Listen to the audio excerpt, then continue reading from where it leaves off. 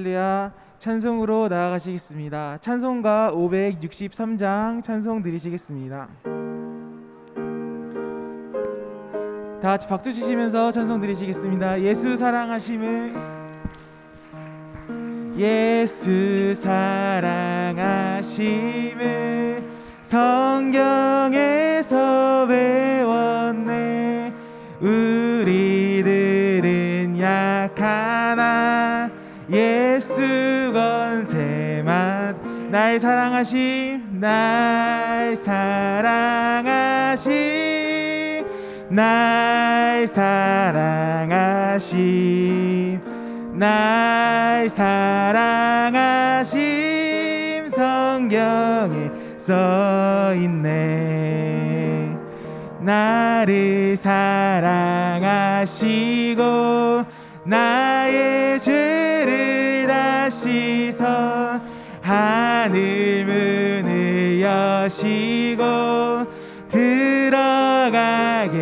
날 사랑하심, 날 사랑하심, 날 사랑하심, 날 사랑하심 성경에 내가 연약할수록, 내가 연약할수록 더욱 귀히 여기사 높은 보좌 위에서 낮은 나를 보시. 아멘. 날 사랑하심, 날 사랑하심, 날 사랑하심 성경에 쓰였네. 세상 사는 동안에 나와 함께 하시고 세상 떠나가는 날 천국 가게 하소서. 날 사랑하심, 날 사랑하심, 날 사랑하심, 날 사랑하심. 다 같이 일어서서 1절 찬송 드리시겠습니다. 일어서서 찬송 드리시겠습니다. 예수 사랑하심을 성경에서 배웠네. 우리들은 예수 권세 많도다. 아멘. 예수 권세 많도다. 날 사랑하심, 날 사랑하심, 날 사랑하심 성경에 쓰였네. 아멘.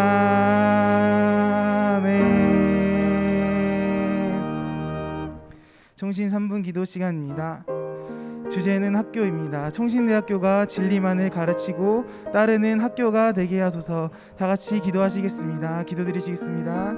하나님 아버지 감사합니다. 오늘은 청신 3분 기도 시간입니다. 주제는 학교를 위해 기도합니다. 청신대학교가 오직 진리만을 가르치고 따르는 학교가 될 수 있도록 하나님께서 저희를 불쌍히 보시고 학교에 하는 체제를 바꿔주시고 하나님의 은혜 가운데 살아갈 수 있는 학교가 될 수 있도록 도와주시옵소서. 우리도 그 진리만을 온전히 맡기고 온전히 하나님의 말씀만 사모하는 자가 될 수 있도록 도와주시고 저희의 생각과 하는 모든 것을 내려놓을 수 있는 시간 될 수 있도록 도와주시옵소서.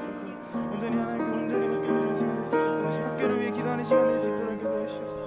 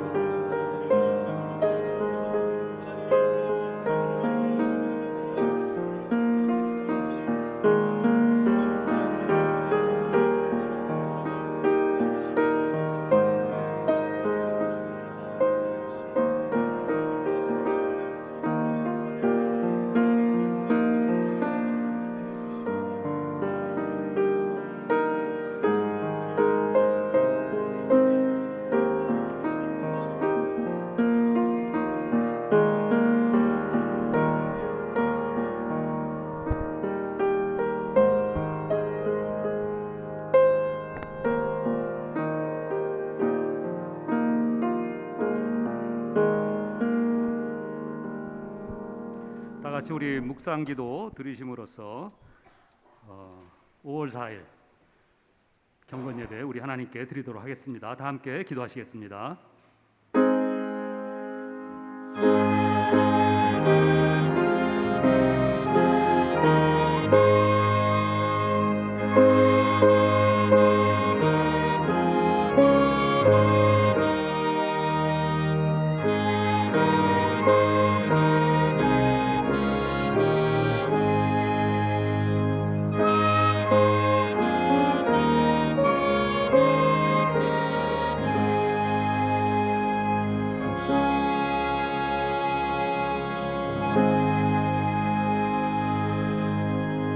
존귀하신 주님, 은혜를 진심으로 감사합니다.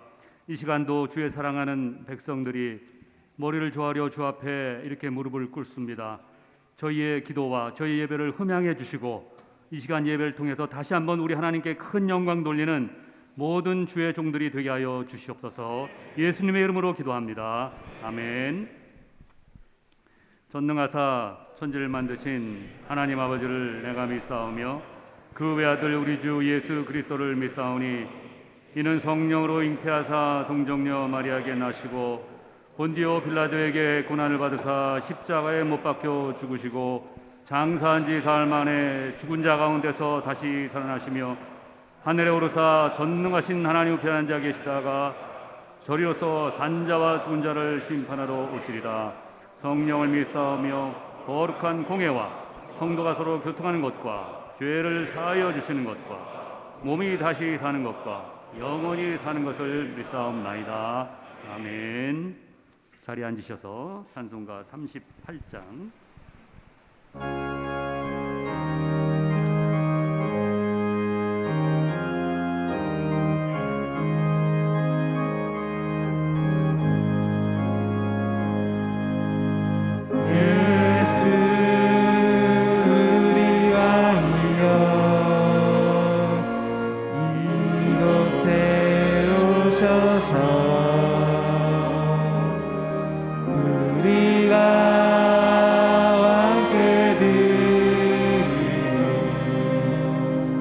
영광을 받아 주소서.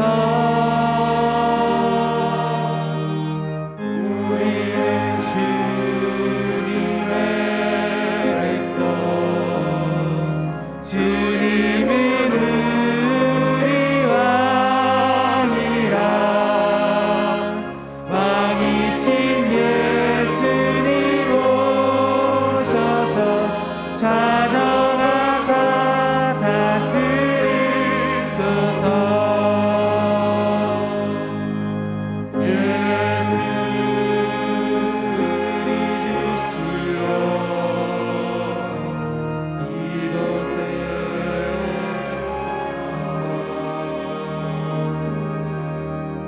우리가 주께 드리는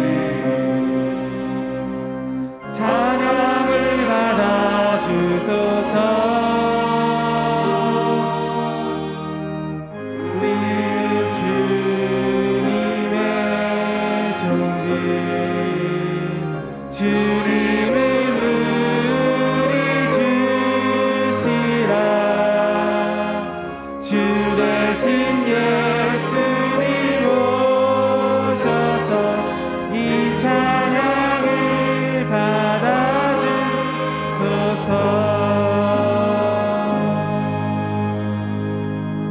네, 이 시간은 김한결 원우 나오셔서 기도 인도해 주시겠습니다.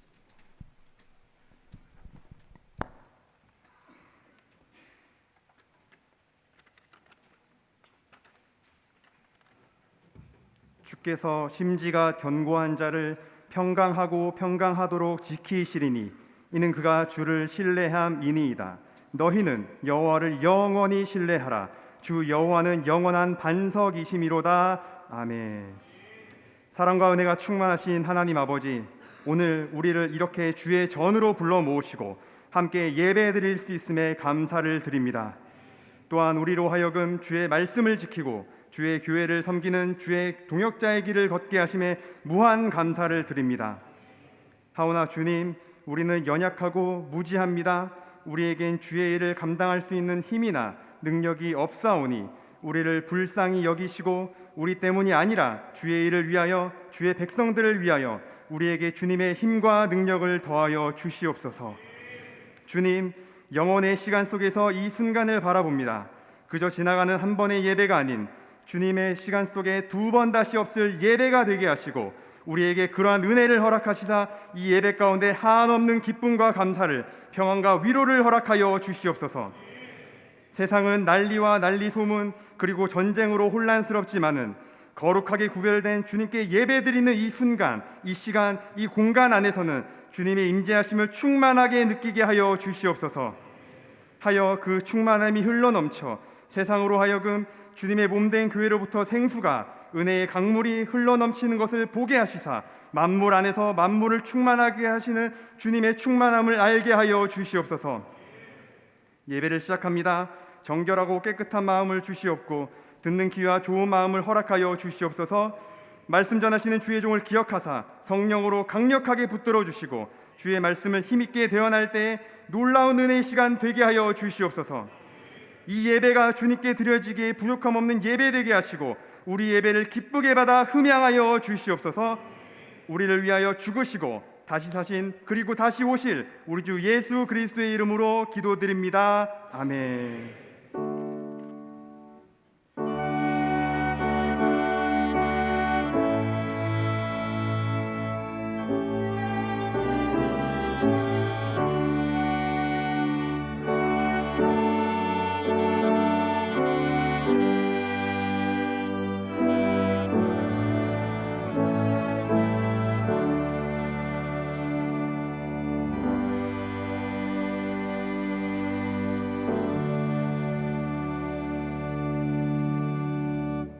오늘 함께 보실 하나님의 말씀은 잠언서 22장 29절 한 절 말씀입니다. 우리 한 절 말씀인데 다 같이 한 목소리로 우리 합독하도록 하겠습니다. 내가 자기의 일에 능숙한 사람을 보았느냐? 이러한 사람은 왕 앞에 설 것이요 전한 자 앞에 서지 아니하리라. 아멘. 네, 이 시간은 잠깐 우리 강사 목사님 소개를 올리도록 하겠습니다.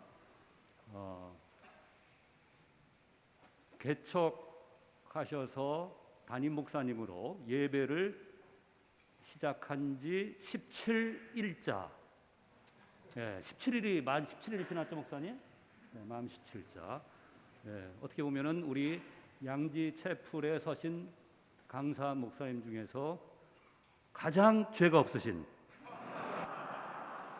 뭐 죄질 시간이 있겠어요? 17일 됐는데 가장 신령한 목사님을 오늘 모셨습니다. 능숙함을 꿈꿉니다 라는 제목으로 오늘 말씀 주실 때 여러분들 많은 은혜 받으시길 바랍니다. 목사님 모실 때 우리 환영하도록 하겠습니다.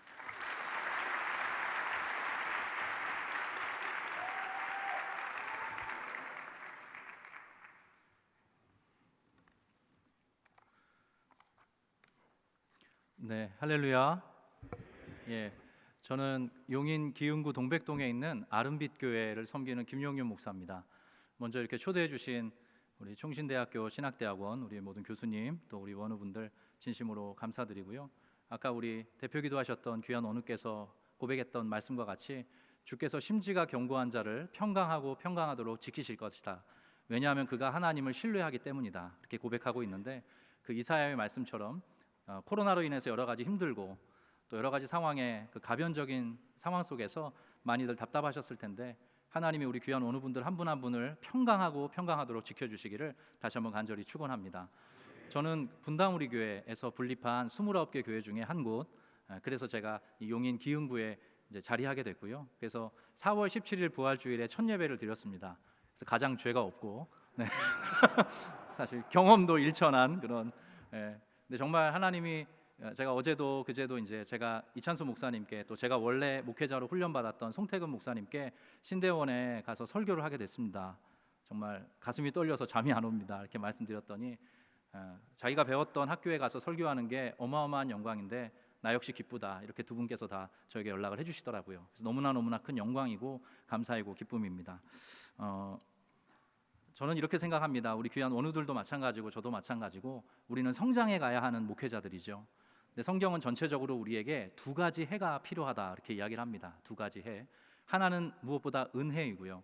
다른 하나는 지혜입니다. 여러분 이 사실 믿으십니까? 우리에게 꼭 필요한 것이 두 가지가 있는데 하나는 은혜이고 다른 하나는 지혜입니다. 성경은 이 두 가지를 동시에 강조합니다. 우리가 다소 은혜 쪽에 치우치는 경향이 있지만 예수님께서도 뱀처럼 지혜로울 것을 우리에게 이야기하셨고요. 성경 곳곳에 지혜로운 삶에 대해서 우리에게 잘 일러주고 있습니다. 사실 그래서 제가 목회자로 성장하고 이제 교회를 또 이렇게 개척하게 되었는데 무엇보다 은혜도 너무 사모하게 되지만 하나님 주시는 지혜가 좀 절실하다 그런 생각을 가지고 하루하루 걸어가고 있습니다. 여러 원우들께서 잘 아시는 것처럼 잠언은 대표적인 지혜의 글이죠. 잠언을 한 절씩 한 장씩 읽어가면서 우리가 어떻게 살아가야 되는지 그 지혜를 하나님으로부터 공급받고 있습니다. 그 중에 가장 대표적인 말씀 중에 하나가 잠언 3장인데요. 제가 읽어드릴 테니까 들어주십시오. 인자와 진리가 내게서 떠나지 말게 하고 그것을 내 목에 매며 내 마음판에 새기라. 그리하면 내가 하나님과 사람 앞에서 은총과 귀중히 여김을 받으리라. 아멘. 자, 여기 보면 하나님께만이 아니라 하나님과 사람 모두에게 은총과 귀중히 여김을 받게 될 것이다. 성경이 우리를 그 자리로 초대하고 있습니다. 저 역시 그러하고 우리 모든 원우들도 마찬가지입니다.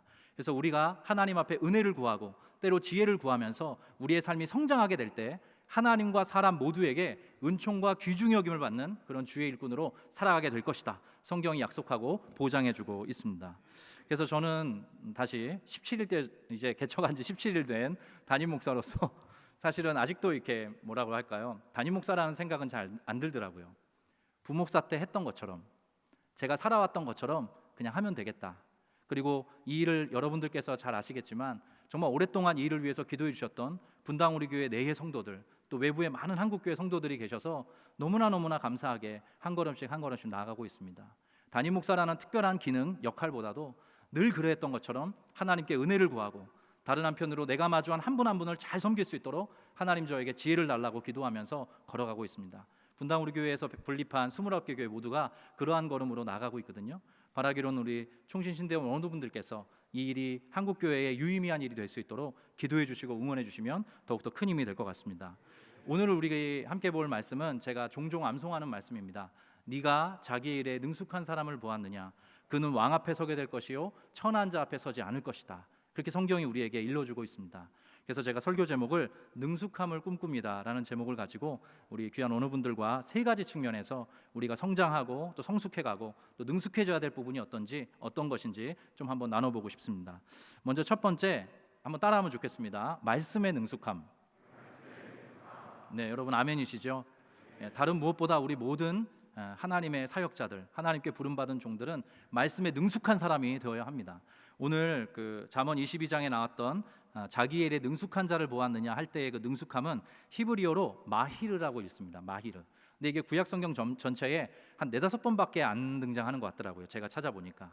근데 그 중에 가장 특별한 말씀이 이것입니다. 바로 율법학자 에스라를 표현할 때 그 표현이 등장을 합니다. 에스라 7장 6절에 보면 그는 모세의 율법에 익숙한 학자로서 이렇게 에스라를 묘사해 주고 있어요. 다시 한번요. 그는 모세의 율법에 익숙한 학자로서 이렇게 우리 성경이 쓰고 있거든요. 이게 정확히 마히르입니다. 능숙하다는 뜻이에요. 그리고 현대인의 성경은 에스라에 대해서 그는 모세의 율법에 정통한 학자였다. 그렇게 지금 소개해 주고 있습니다. 그렇게 번역하고 있어요. 그래서 저와 여러분, 우리 모든 사역자들, 하나님의 교회를 섬기는 우리 목회자들은 다른 무엇보다 에스라가 그랬던 것처럼 또 오늘 잠언 말씀이 그러하는 것처럼 능숙함을 꿈꿔야 되는데 그 능숙함은 다른 어떤 것보다 말씀에 대한 능숙함인 줄 믿으시기 바랍니다. 그래서 사실은 저도 다른 것보다도 하나님 말씀에 능숙할 수 있도록 도와주십시오. 에스라처럼 말씀에 익숙한 사람이 될 수 있도록 도와주십시오. 말씀에 정통한 사람이 되어갈 수 있도록 저에게 성장의 은혜, 성장의 복을 허락하여 주시옵소서. 그렇게 기도하곤 합니다. 근데 제가 정말 감사한 일은 제가 총신대학교의 일원이 되었다는 것입니다. 저는 원래 출신이 감리교인이었습니다. 감리교를 폄하할 마음은 전혀 없는데요. 감리교는 정말입니다. 폄하할 마음 전혀 없고 저는 지금도 그 고향교회에서 자란 것을 무한한 자부심으로 긍지로 생각하고 있습니다. 뜨겁게 기도하는 교회고요. 뜨겁게 헌신하는 교회입니다. 열정적으로 살아가고 삶에 있어서 죄를 짓지 않기 위해서 분투하는 그런 성도들의 모임이 바로 감리교입니다. 근데 제가 거기에서 이렇게 쭉 신앙생활을 하다가 사실은 20살에 대학을 갔는데 대학 생활에 한번 실패했습니다. 그래서 아까 우리 오태균 교수님께서는 죄가 없다고 했는데 예전에 이미 죄를 제가 첫 번째 대학 생활을 학사 경고 3번 맞고 제적을 당했습니다. 그래서 그 사람의 자격이나 조건이나 그 사람의 살아온 궤적을 다 체크해 보면 저는 어떤 의미에서는 이렇게 담임 목회자로서 한 교회를 이렇게 섬길 만한, 또 여러분 앞에 이렇게 서서 설교할 만한 어떤 그런 자격을 갖추지는 못했을 수 있습니다. 하나님께서 그 모든 것들을 사실 감사하게도 은혜로 덮어주셨죠. 제가 군대도 2번 갔습니다. 왜냐하면 첫 번째 군대를 갔는데 폐결핵이라 그러는 거예요. 그래서 7일 만에 논산에서 쫓겨났습니다.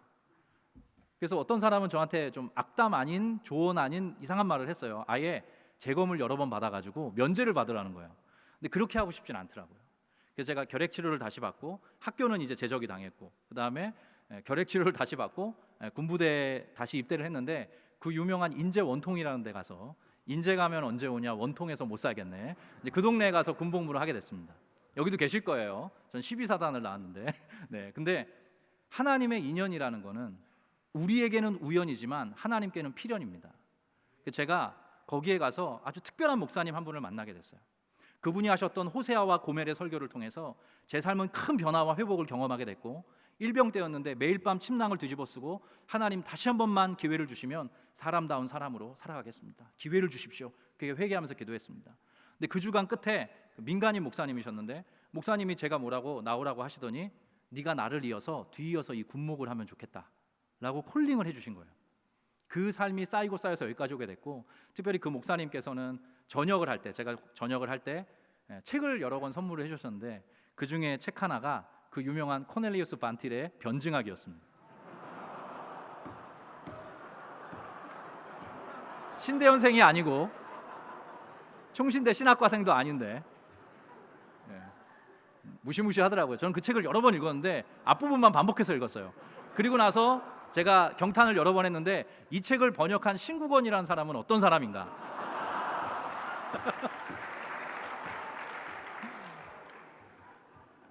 너무 존경스럽더라고요. 근데 제가 잊지 못할 저의 이제 은사가 되셨고, 제가 그리고 나서 26살에 수능 시험을 치르고 27에 총신대 신학과에 입학하게 되었습니다.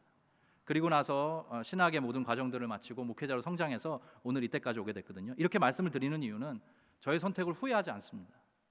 총신대학교에서, 특별히 총신신대원에서 공부한다는 건요, 건강한 말씀 사역을 향한 틀을 제공하는 너무나 귀한 수업입니다. 여기서 충실하게 수업을 받으시는 원우 여러분, 여러분이 원하시든 원하시지 않든 허튼 소리를 할 가능성이 상당히 적어집니다. 이거 위트입니다. 예, 그렇게 됩니다. 하나님의 말씀이 가져다주는 그 고도의 지적 체계를 우리가 이 모든 수업을 통해서 배우게 되고, 이후로도 우리 교수님들이 우리에게 권하셨던 여러 책들을 탐독하고 우리가 그 말씀들을 터득해 가면 우리는 아주 건강한 말씀을 성도들에게 요긴하게 전할 수 있는 그런 말씀 사역자들이 될 수 있을 것입니다. 근데 제가 부탁드리고 싶은 것은 이것입니다. 그러한 말씀의 능숙함도 있어야 되겠지만 자기 말씀이 있는 사역자가 되라는 말씀 드리고 싶습니다. 자기 말씀입니다. 자기 말씀, 개체화된 하나님의 말씀을 분석하는 거, 연구하는 거 말고 하나님이 여러분 한 사람 한 사람에게 주신 특별한 말씀, 그 말씀으로 인생의 집을 쌓아 올려 가시는 귀한 목회자들 다 되셨으면 좋겠습니다.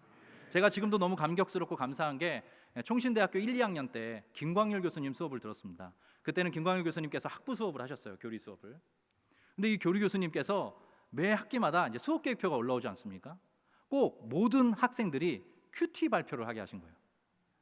사실 수업하기도 지금도 하시나요? 잘 모르겠는데, 그 바쁜 수업 때도 시간을 잘 쪼개셔서 우리 학생 한 명 한 명이 하나님께 받은 특별한 은혜의 말씀을 가지고 많은 사람들 앞에 발표하게 하셨습니다. 시간이 많이 지나서 알게 됐습니다. 자기 말씀을 갖도록 인도해 주신 거라는 거. 우리가 그냥 지식적으로 배우는 차원의 말씀이 아니라 하나님이 우리 한 사람 한 사람의 삶의 지평 속에, 그 상황과 환경 속에 특별히 부어주셨던 그 말씀을 쌓아가도록 우리 교수님께서 우리 모든 학생들에게 안배하신 너무나 지혜로운 수업의 방식이셨다. 그렇게 제가 깊은 깨달음을 갖게 됐습니다. 워렌 위어스비라는 유명한 설교자이면서 또 목회자가 있는데, 그분이 쓴 책 중에 상상이 담긴 설교라는 책, 여러분 아마 읽어보셨고 들어보셨을 것입니다. 근데 저는 그 책을 읽어가다가 정말 도전받았던 한 문구가 있습니다. 이런 말씀이었어요. 뭔가 말을 해야 되기 때문에 하는 설교와 해야 할 말이 있어서 하는 설교는 다르다. 성도들은 금방 눈치채게 되어 있다. 뭔가 해야 되기 때문에 하는 설교가 있고, 해야 할 말이 있어서 하는 설교가 있다는 것입니다. 이 두 가지의 차이를 우리 성도들께서는 금방 눈치채게 된다는 것입니다. 주 안에 사랑하는 우리 귀한 신대원 원우 여러분, 여러분 한 사람 한 사람의 인생 속에 하나님께서 건강한 말씀의 틀을 주셨습니다. 그에 덧대어서 자기 말씀으로 하나님 앞에 서가는, 자기 말씀으로 귀한 성도들을 섬겨가는, 그래서 이 강단에 올라와서 반드시 해야 할 말이 있기 때문에 설교로 봉사하는 귀한 믿음의 사역자들 다 되시기를 간절히 축원합니다. 그래서 저는 사실은 여러 가지로 수업도 바쁘시고 해야 할 과제도 많으시지만 성경 암송을 좀 추천해 드리고 싶습니다. 아마 많이 들으셨을 거예요. 근데 제가 정말로 성경을 암송하면서 그 암송한 말씀 붙들고 기도하고 또 때로 묵상하면서 정말 이것이 파워풀하다, 목회 현장에서 정말로 하나님께서 요긴하게 쓰시는 그런 하나님의 도구이다라는 확신을 갖게 됐어요. 바라기로는 여러분 말씀을 연구하시다가 수업을 들으시다가 또 큐티하고 경건의 생활을 하시다가 하나님께서 어떤 특별한 말씀을 주시면 그것 여러분의 것으로 삼으셨으면 좋겠습니다. 여러분의 심장에 새겨있는 그 말씀으로 성도들이 위로받게 될 것입니다. 자, 두 번째입니다. 따라해 볼게요. 기도의 능숙함. 예, 기도의 능숙함. 근데 오늘 우리가 읽었던 이 능숙함이라는 것은요, 사실 시간과 결부되어 있는 개념입니다. 여러분 달인이라는 프로를 아마 다 아실 텐데요. 그 프로를 보면 처음부터 그렇게 유창하게, 유능하게 어떤 역할들을 원활하게 이렇게 감당한 사람은 없었습니다. 긴 시간의 연마가 있었죠. 한자 성어 중에 절차탁마라는 말처럼 오랜 시간을 통해 다듬어지고 세워져서 달인의 경지에 이르게 된 것 아닙니까? 근데 저는 조심스럽지만 이렇게 메모해 보게 됐습니다. 성도들을 위해, 목회자가 성도들을 위해 마음 담아 간절히 기도할 때 목회자 자신이 성숙해진다는 말씀을 꼭 드리고 싶습니다. 제가 그때는 몰랐습니다. 제가 삼일교회에서 7년간 섬겼는데요, 삼일교회에서 그 중에 4년을 기도학교를 담당하게 됐습니다. 근데 처음에는 기도학교 사역이 주로 장년분들을 대상으로 하는 사역이어서 저는 청년 사역을 주로 오래 했거든요. 그래서 사실은 송태근 목사님께 찾아가가지고 목사님이 기도학교 제가 할 거 아닌 것 같습니다. 미쳤죠. 연말 보직 발표를 딱 하고 나서 교육자 회의 끝나고 목사님을 찾아간 거예요. 그래서 이거 제가 할 사역 아닌 것 같습니다. 이렇게 말씀드렸더니 송 목사님이 이렇게 사실은 좀 이런 말 해도 어떨지 모르겠는데 뚱하게 쳐다보시더니 일단 알겠어 하더니 저를 이렇게 돌려보내시더라고요. 근데 제가 자리에 가서 앉았는데 제 대각선 뒤에 부산 수영로교에서 오신 아주 걸한 우리 목사님 한 분 계셨어요. 그래서 제가 이렇게 좀 수심에 쌓여 있으니까 목사님이 왜 그러냐 해서 자초지종을 말씀드렸죠. 근데 그 목사님이 부산 사투리로 이러시는 겁니다. 목사님 그냥 하십시오. 다 뜻이 있습니다. 이러는 거예요. 남의 속도 모르고 장녀분들을 대해본 적이 없는데 행여나 목회하면서 실수를 할까 봐 저는 조심스러워서 사양을 한 것인데, 근데 그 목사님 말씀이 맞았습니다. 여러분 목회자에게 가장 필요한 것 중에 하나가 기도의 능숙함인데요, 자기 자신을 위한 기도보다도 성도들을 위한 기도가 성장하시는 그런 은혜를 꼭 누리셨으면 좋겠습니다. 그 기도학교를 하면서 각양각색의 어려움, 곤란한 형편에 처한 성도들의 이야기를 듣고 그분들을 위해서 기도하기 시작했습니다. 근데 그 기도가 저를 키워주더라고요. 목회자를 성장시켜 주더라고요. 그리고 세상에 대해서, 인생에 대해서 하나님의 마음으로, 하나님의 그 유명한 스플랑크 니조마이, 불쌍히 여기시는 그 마음으로 성도와 교회를 대하게 되었습니다. 전 다시 돌아간다고 하더라도 기도학교는 꼭 한번 감당해 보고 싶어요. 여러 원우들 중에 혹시 교회에서 기도 사역을 맡기셨거든, 그거는 은혜이고 복인 줄 믿으시기 바랍니다.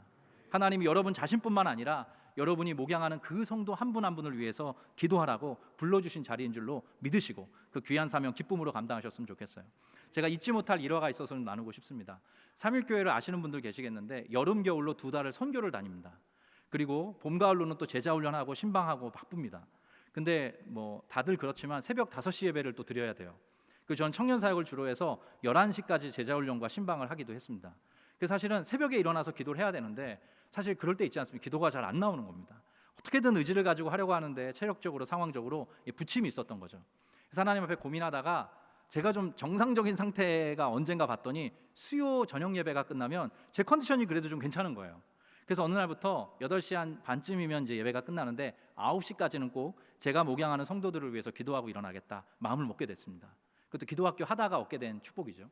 근데 어느 날은 이게 왜 사역하다 보면 체력적으로 좀 힘에 부치면 기도 시간을 좀 빼먹고 싶은 그런 마음이 생기죠. 근데 그날이 그랬어요. 그래서 너무 참 마음이 어려워가지고 어떻게 하나 했는데 약속한 게 있으니까 그냥 그 삼일교회 가면 이렇게 가나다라 분단이 있는데 아마 이쪽 라분단 맨 앞쪽에 제가 앉아가지고 그냥 그 시간을 견뎠습니다. 표현이 그렇습니다만 9시가 딱 됐어요. 그래서 눈을 딱 떴는데 옆에 귤이 하나 놓여 있는 거예요.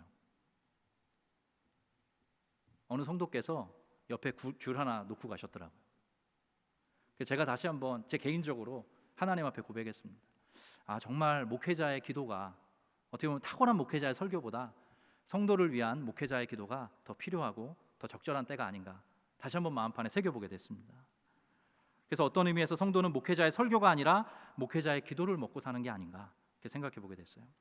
그래서 제가 그 다음부터 특징이 생겼습니다. 안수 기도를 오래 하게 되는 버릇이 생겼어요.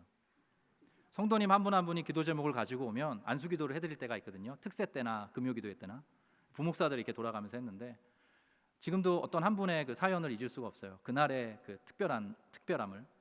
이 자매님이 기도 제목을 가지고 올라왔는데 내년 5월에 기도를 하신다고 첫째 줄에 써 있더라고요. 아, 축하합니다. 근데 둘째 줄에 결혼을 준비하면 할수록 엄마와의 관계가 불편해집니다. 이렇게 써 있는 거예요. 마지막 세 번째, 결혼해서 불행할까 봐 두렵습니다. 기도 제목이 써 있는 거예요. 그래서 제가 하나님께서 주신 마음을 따라서 기도하기 시작했습니다. 그 기도가 10분을 넘어갔어요. 그래서 그 자매의 삶을 위해서 이렇게 기도했습니다. 그런즉 누구든지 그리스도 예수 안에 있으면 새로운 피조물이라. 이전 것은 지나갔으니 보라 새 것이 되었도다 선포하고, 사람이 마음으로 자기의 길을 계획할지라도 그 걸음을 인도하시는 분은 여호와시니라. 그리고 시편 37편의 그 유명한 말씀이죠. 여호와께서 사람의 걸음을 정하시고 그의 길을 기뻐하시나니 그는 때로 넘어지지만 아주 엎드러지지 아니함은 여호와께서 그의 손으로 그를 붙드심이로다. 이런 유장한 약속의 말씀들을 붙들고 그 자매를 위해서 복을 빌었습니다. 그 기도 끝에 피차간에 눈물을 흘리게 되었고, 오랜 시간이 지나 몇 개월이 지나서 그 자매로부터 건강하게 행복하게 결혼 생활을 잘 하고 있다는 메일을 받았습니다. 어머니와의 관계는 숙제에 있지만 하나씩 다루어 가고 있고, 목사님의 그 기도가 나에게 너무나 큰 격려가 되고 위로가 됐다는 그런 메시지를 전해주었습니다. 제가 한 가지만 더 말씀드리면, 기도의 능숙함에 관련돼서 2018년 1월을 잊을 수가 없습니다. 어떤 날이었냐면 제가 사역자로 부름받은 지 만 10년을 채운 때였어요. 그리고 우연히 페이스북에서 광인 오카눔이라는 영화를 상영한다고 이제 광고가 딱 뜬 것입니다. 근데 그게 왜 제가 눈이 갔냐면, 그날 신촌에 있는 시네포럼, 제가 맞나요? 필름포럼? 시네포럼? 제 극장 이름은 정확하게 기억이 안 나네요. 근데 그 극장에서 그 광인 오카눔 영화를 상영을 하는데, 영화를 제작하신 감독님과 오카눔 목사님의 큰아드님이 패널로 나오신다는 거예요. 영화 상영 끝에. 그래서 찾아갔죠. 영화를 봤습니다. 그리고 끝에 이제 대담을 하게 됐는데, 그 오카눔 목사님도 아드님이 셋이셨더라고요. 근데 저도 아들만 셋이거든요. 그래서 제가 그 아드님께, 옥성호 씨죠, 여쭤봤어요.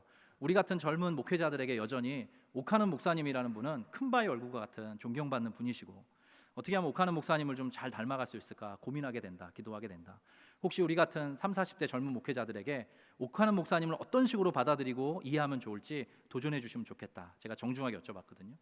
근데 이 아드님께서 뭐라고 하셨냐면, 일단은 뭐 약간 뭐 이렇게 시니컬 하셨어요. 그래서 근데 저한테 무슨 말씀하셨냐면, 아버지는 첫 번째 전략가셨다고 이야기해 주시더라고요. 내가 지금 만나고 있는 그 성도들을 어떻게 하면 유익하게 섬길 수 있을까, 이거를 늘 고민하는 목사님이셨다, 그렇게 이야기를 해주시는 거예요. 근데 두 번째가 제 마음을 때렸습니다. 오카눔 목사님은 성도가 그렇게 많음에도 불구하고 아들로서 봤다는 거예요. 성도 한 사람 한 사람이 잘 되기를 바라는 마음으로 기도하는 목사님이셨다는 거예요. 오카눔 목사님 사시는 집 앞에 누가 찾아오면 그 현관에서 간절히 정말로 그 성도 한 분이 잘 되기를 바라는 마음으로, 정말로 간절한 마음으로 기도하는 아빠의 모습을 자기가 봤다는 거예요. 우리 아빠의 힘은 그 두 가지에서 오지 않나 생각한다고 저에게 대답을 해주었습니다. 이 두 가지입니다. 우리 귀한 원우들께도 말씀드리고 싶습니다. 우리가 마주하는 코로나 이후에 여러 가지 가변적인, 또 우리가 함께 한국교회를 앞으로 몇십 년간 섬겨가야 될 텐데 어떤 일들이 또 기다리고 있을지 많이 불안하고 염려가 됩니다. 하나님 앞에 은혜를 구하고 지혜를 구하고 전략을 구해야 될 것입니다. 근데 그것보다 더 중요한 것이 있는데, 성도 한 사람 한 사람이 잘 되기를 간절한 마음으로 기도하는 그 주의 마음을 우리가 품어갈 수 있었으면 좋겠습니다. 그래서 기도의 능숙함으로 목회 현장에 마주하는 모든 성도들에게 하나님의 그 마음을 전해주시는 그런 귀한 사역자들 되시기를 간절히 축원합니다. 세 번째입니다. 따라하겠습니다. 사람에 대한 능숙함. 네, 사람에 대한 능숙함을 마지막으로 말씀드리고 싶습니다. 여러 우리 원우들께서 보셨을 텐데, 팀 켈러 목사님께서 은퇴하시기 전에 벌써 몇 년 전인데요, 젊은 신학도들에게라는 짧은 영상을 찍으셨더라고요. 그게 이제 유튜브에 몇 년 전에 이렇게 돌아다녔습니다. 근데 거기에 보면 목양하는 일의 중요성에 대해서 언급하는 대목이 나옵니다. 목양하는 일, 설교보다 이게 더 중요하다라고 이야기를 하시더라고요. 그러면서 팀 켈러 목사님이 하셨던 말씀이, 목양이 빠진 설교는 때로 앙상한 설교가 될 수 있다, 그렇게 이야기를 하셨어요. 다시요. 목양이 빠진 설교는 때로 앙상한 설교가 될 수 있다. 즉 성도의 삶과 별로 상관이 없는 설교가 될 수 있다는 거죠. 우리의 위험성이 거기에 있지 않나 조심스럽게 생각을 해봅니다. 총신대학교 신학대학원에서 또 저는 학부 출신이니까 학부 시절부터 이렇게 충실하게 공부를 하면 아까 말씀드린 것처럼 건강한 말씀 분명히 선포할 수 있을 것입니다. 근데 거기에 반드시 전제되어야 되는 게 있는데 그것이 바로 사람들이, 우리 성도들이 어떠한 삶을 살아가고 있는가에 대한 감수성입니다. 그래서 기억해 주셨으면 좋겠어요. 그래서 사람을 많이 만나실 것을, 특별히 한 분 한 분을 깊이 목양하실 것을 우리 귀한 동료이자 우리 귀한 원우분들께 꼭 부탁을 드리고 싶습니다. 저는 제가 첫 사역을 28살에 시작을 했습니다. 근데 뭐 저도 사실 그 표현이 좀 조심스럽지만 노래하는 거 되게 좋아하고요. CTS에서 하는 무슨 CCM TV에 막 백보컬로도 출연했고 노래도 되게 잘했거든요. 근데 제가 강남교회에서 5년 동안 총 사역을 했는데 저는 찬양 인도를 한번 시켜주면 너무 좋을 것 같은 거예요. 근데 안 시켜주시는 거예요. 물론 하나님이 그러셨다고 지금은 해석을 합니다. 근데 2년 동안 제가 꼽박했던 게 뭐였냐면, 지나고 보니까 그게 신의 한 수인데 노량진에 찾아오는 그 수많은 수험생들을 만나는 새가족 사역을 담당하게 됐습니다. 1년에 많을 때는 800명을 제가 받았어요. 그래서 할 수 있는 사역이 그거 하나여서 새가족 한 분 한 분이 어떻게 노량진까지 오게 됐는지, 어떤 공부를 하고 있는지, 그러다가 눈물이 뚝 보이면 어떤 상황과 맥락 속에서 노량진까지 오시게 되었는지, 지금의 마음은 어떠신지, 어떠한 꿈과 기대가 있는지, 반대로 가정에 어떤 어려움들이 있는지를 듣게 되었습니다. 설교하기보다 듣는 사역을 먼저 하게 된 거죠. 매주 무언가 사역을 하기보다 성도의 삶을 듣게 되었습니다. 노량진이라는 곳이 참 특이해서 각양각색의 사람들이 정말 다양한 형편과 처지 속에 상경해서 거기에 자리를 잡는 그런 곳이더라고요. 그래서 그때는 몰랐는데 이것이 하나님이 저를 다루시는 방식이었다는 것을 깨닫게 되었습니다. 그래서 저는 좀 조심스럽지만 설교에 대해서, 제가 아직 17일밖에 안 된 목사가 무슨 말을 드릴 수 있겠습니까마는, 설교를 할 때 이런 류의 설교가 종류가 몇 가지 있겠지만 성경과 사람을 바라보는 태도가 드러나겠다, 이런 생각을 언젠가 해본 적이 있습니다. 그러니까 성경이라는 텍스트도 있고 사람이라는 텍스트도 있습니다. 근데 이것을 내려다보는 설교가 있습니다. 성경을 내려다보고 사람을 내려다보는 설교요. 그리고 어떤 설교는 성경이라는 텍스트와 사람이라는 텍스트가 있는데 그 옆에 서서 대화를 나누듯이 하는 설교가 있더라고요.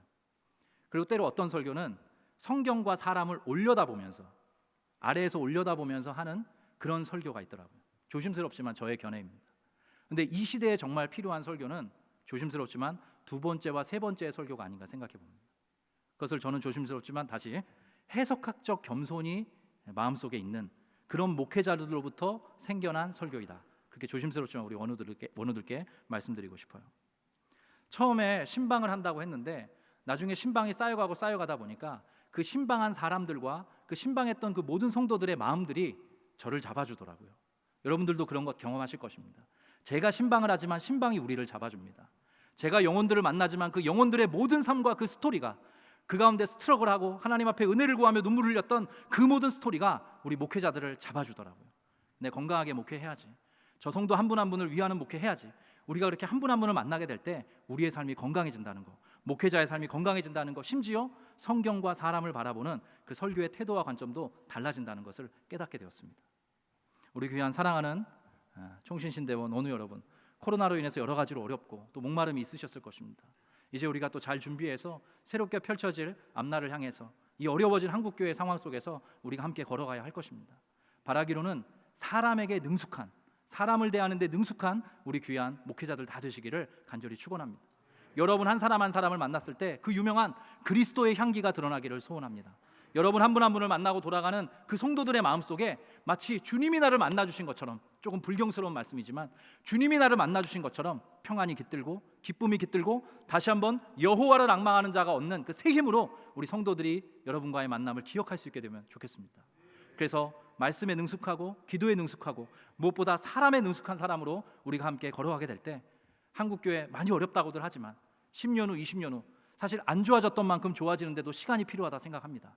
그래서 우리가 그렇게 걸어갈 때 정말로 우리 총신신대원 우리 많은 원우들의 섬김 속에서 한국교회가 조금 더 아름다워지고 한국의 모든 우리 성도들이 조금 더 예수 그리스도를 닮아가는 은혜가 깃들기를 다시 한번 간절히 축원합니다. 무엇보다 이 사람에 대한 능숙함은 예수 그리스도께서 먼저 본을 보이셨습니다. 복음서의 그 유명한 말씀들을 가만히 살펴보십시오. 그 안에 저와 여러분이 있지 않습니까? 우리 한 사람 한 사람을 얼마나 인격적으로 대하시고 우리에게 시의적절한 위로와 격려와 평강을 선포하시는지 한번 잘 들여다보십시오. 그래서 예수 그리스도와 꽃 같은, 감히 예수 그리스도를 닮아가는 그런 모습으로 우리가 목회자로 세워져 갈 때 우리를 통해서 귀한 성도들은 진정한 목양이 무엇인지를 경험하게 될 것입니다. 이 은혜에 사로잡혀서 한 걸음 한 걸음 성장해 가시는 저 그리고 우리 모든 원우들 되시기를 다시 한번 주의 이름으로 간절히 축원합니다. 기도하시겠습니다. 하나님 아버지, 은혜와 사랑에 감사합니다. 네가 자기의 일에 능숙한 사람을 보았느냐? 그는 왕 앞에 서게 될 것이요 천한 자 앞에 서지 않으리라 말씀해 주셨습니다. 아버지, 어려운 때를 우리가 함께 지나고 있습니다. 우리 귀한 원우 한 분 한 분 하나님 약속하신 때를 따라 돕는 은혜로 세워주시고 채워주시고 성장할 수 있도록 도와주시옵소서. 그 끝에 우리가 말씀에 능숙한 자로, 기도에 능숙한 자로, 무엇보다 한 영혼에 능숙한, 사람에게 능숙한 자로, 그런 목회자로 준비되어가는 이 모든 축복의 시간 될 수 있도록 간섭하여 주시옵소서. 애쓰고 수고하시는 모든 우리 교수님들 또 직원들 기억하여 주시고, 우리 총신대학교 신학대학원을 통하여서 한국 땅을 다시 한번 아름답게 주의 이름으로 수놓을 귀한 믿음의 사역자들이 많이 양산될 수 있도록 하나님이여 간섭하시고 은혜 위에 은혜로 덮어 주시옵소서. 감사드리고 의탁드리며 주 예수 그리스도의 이름으로 기도합니다. 아멘.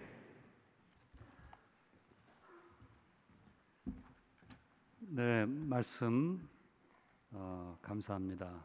어떻게 보면 여러분의 진짜 동료가 되는 분들도 계시고 형님뻘이고 또 이제 목회 지금 시작한 지 얼마 안 되셔서 정말 와닿는 그런 말씀이 많이 있으리라고 생각이 되어집니다.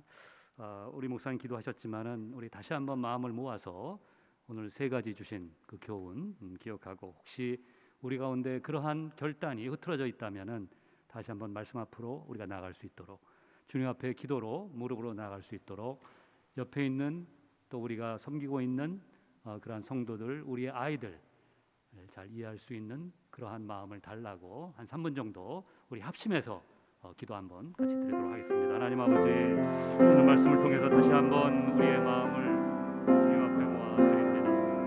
주님, 때로는 저희들이 말씀 사역에 있어서 너무나도 연약하고 부족한 부분이 있었음을 주님 앞에 고백합니다. 때로는 우리의 육신이 연약하여서, 때로는 우리의 마음이 세상에 뺏기어서, 때로는 다른 곳에 우리의 마음에 관심이 가서 하나님의 말씀에 가는데 부족한 부분이 있었음을 이 시간에 고백합니다. 살아계신 하나님의 말씀 우리의 심령을 찔러 교육하지 않아 교훈과 증명과 바르게 함과 의로 교육하기에 유익한 우리 하나님의 말씀에 더욱더 저희들이 갈 수 있도록 우리 하나님께서 저희들을 붙들어 주시기를 원합니다. 저희들이 많은 이론과 학문을 공부하지만 무엇보다도 이 말씀 가운데 또 나에게 주시는 그 말씀의 교훈을 얻고 하루하루 승리하면서 살아가는 모든 우리의 주의 백성들 되게 하여 주시옵소서. 무엇보다도 기도에 대한 능숙함을 주님 허락해 주시기를 원합니다. 주님, 하나님의 영으로 말미암아 우리의 입술이 열리게 하시고 우리의 마음이 열리게 하시고 주님의 우리의 회개의 영이 임하게 하셔서 정말 주님 앞에 기도 없이 살 수 없는 존재라는 고백이 우리 가운데 있게 하여 주시옵소서. 세상의 여러 가지 험한 그러한 아버지 세태 속에서 우리가 기도 없이 한시도 존재할 수 없는 존재임을 깨달아 주님 앞에 무릎 꿇고 나아가는 우리의 모든 원우들, 우리 자신이 되게 하여 주시옵소서. 우리 다 함께 기립하셔서 나 주님의 기쁨 되기 원하네 찬송하시고, 김영인 목사님 설교로 오늘의 예배를 축도로 예배를 마치도록 하겠습니다. 나 주님의 기쁨 되기 원하네.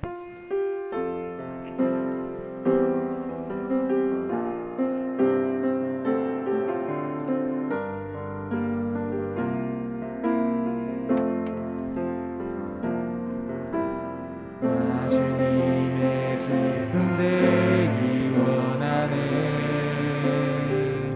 내 마음을 새롭게 하소서. 새 은혜가 되게 하여 주사. 주님의 빛 비추게 하소서. 내가 원하는 한 가지, 주님의 기쁨이 되는 것. 내가 원하는 한 가지, 주님의 기쁨이